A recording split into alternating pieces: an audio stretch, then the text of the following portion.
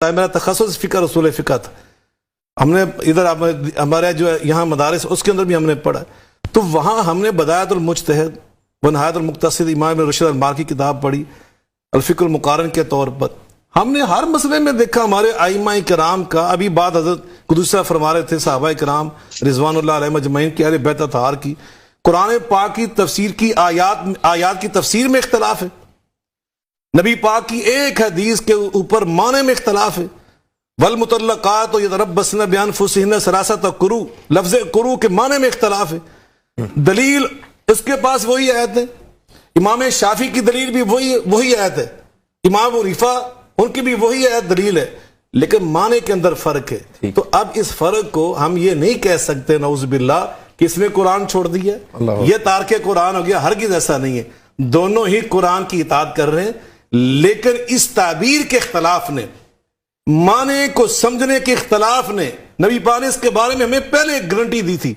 آپ فرماتے اذا اجتہد مجتہد فاصاب فلو اجران وان اخطا فلو اجر واحد.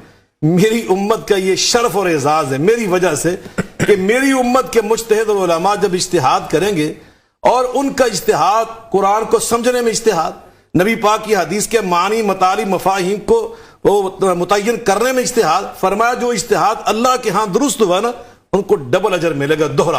اور اگر خطا بھی ہوگی نا, خطا بھی ہوگی تو ان کو گناہ نہیں ہوگا, نہیں معاف نہیں, فلو اجر واحد, اس کو ایک اجر پھر ملے گا.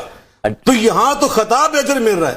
تو جو خطا ہے نا اس طرح کی اجتہادی, یہ ضلالت نہیں ہوتی, یہ گمراہی نہیں ہوتی, یہ باطل پرستی نہیں ہے, یہ فرقہ واریت نہیں ہے, یہ تو اللہ کی بہت بڑی رحمت کا نام ہے. جی اللہ کی بہت بڑی رحمت کا نام ہے. علی بھائی آپ نے گفتگو پوری سماعت فرمائی علامہ صاحب کی. ہم نے تو معاشرے میں یہ بھی دیکھا ہے کہ مساجد میں کہ باہر جو ہے وہ کسی مسلک کی جو ہے وہ تختی بھی لگی ہوتی ہے, اور اندر یہاں تک علماء کرام ایسے کلو نہیں کچھ ایسے موجود ہیں جو کہ یہ بھی کلیم کرتے ہیں کہ ہماری فلاں مسجد میں نماز نہیں ہوتی اور فلاں کی ہماری مسجد میں نماز نہیں ہوتی.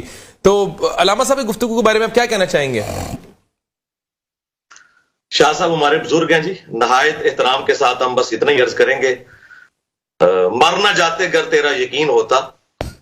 شاہ صاحب نے جتنی گفتگو کی ہے نا, یہ مکاتب فکر کے نہ تو علماء کو پتہ ہے, اتنا زیادہ انہوں نے تھوک کے حساب سے جو حسن ظن رکھا ہے. کسی مکتب فکر ان کی عوام کو یہ بات نہیں پتا. اللہ کرے آج ان کو یہ